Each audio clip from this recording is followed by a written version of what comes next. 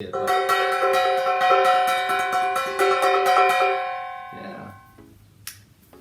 Hello, my name is Jordan, and I will be your virtual drum music instructor, teacher.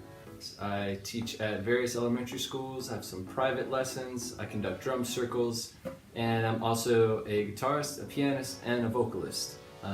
Music is an extremely healing outlet that can give your emotions somewhere to go. Somewhere. It can also be a really fun game time. It can be light and happy, or it can be, if you're feeling a little down, you can lay into the drums a little bit. This class is going to be for all students. I will be giving some guidance on some things you can use as instruments. It's going to be very simple, very basic.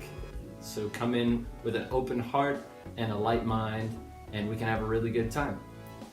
Okay, this is my plant friend Alto. Plants secrete oxygen, and a big part of this class is going to be breathing. Breathing is an important art, and we'll be doing it in the beginning of every class. It's nice to get into the breath. Speaking of which, I needed a nice deep breath. I have a couple of drums. I've got my djembe. This is one of my smaller ones, and I've got this little guy right here. If you've got drums at home, this would be the best case scenario for you to use during your drumming program. I'll be using a variety of drums. I've got this really big drum over here, this giant djembe, my dragon drum. Have a lot of fun with this old girl. But if you do not have a drum at home, you do have drums at home. Everyone has drums at home, because you can use your body as a drum if you absolutely have nothing. Your lap as a drum. You can use whatever. You can use a tabletop. You can use a box. It's a really nice drum. It has a wonderful tone and sound. You can get nice subtle sounds out of it, or really loud sounds out of it.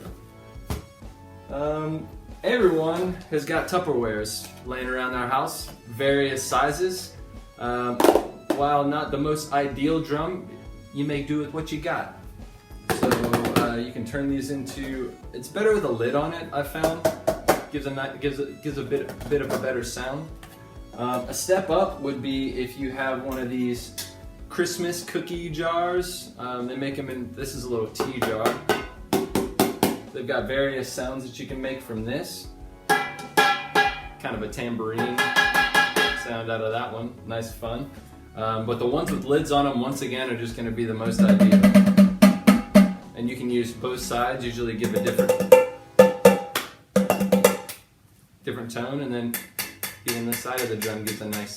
You want to be careful not to hit these too hard. If your hands are delicate, if you're not used to drumming, it can cause some pain. So although we want to make some noise and get nice and loud, it's nice to keep it nice and soft sometimes. We also don't want to enrage your parents from raging with some noise.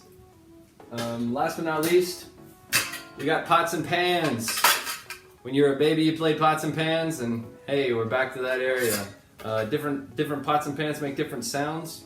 Usually the thicker pans aren't going to work very well, but if you have a nice thin pan, you can get some nice sounds out of those.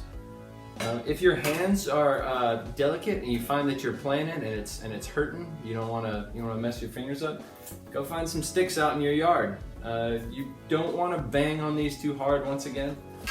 You don't want to annoy anyone or bring any bad vibes to anyone. And you also don't want to bang on anything that your parents are going to get mad at you for putting dents on or anything. So you want to be delicate. Yeah. So that's just a brief introduction. More videos to come with exercises and whatnot. Until then, go find yourself some drums.